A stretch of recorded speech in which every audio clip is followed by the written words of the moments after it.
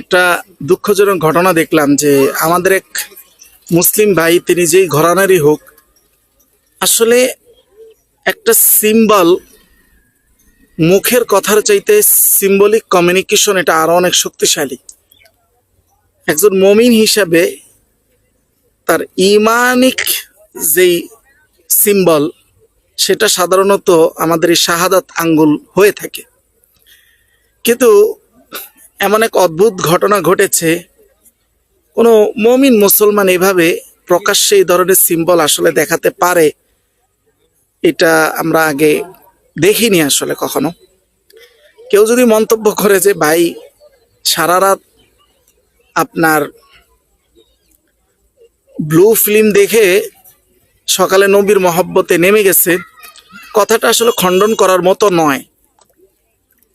এটা আসলে দুঃখজনক। এটা নিয়ে আমরা আরো বিস্তারিত সামনে আলোচনা করব ইনশাল্লাহ, নেক্সট ভিডিওর অপেক্ষায়। সে পর্যন্ত আল্লাহ আপনাদের সবাইকে ভালো রাখুন।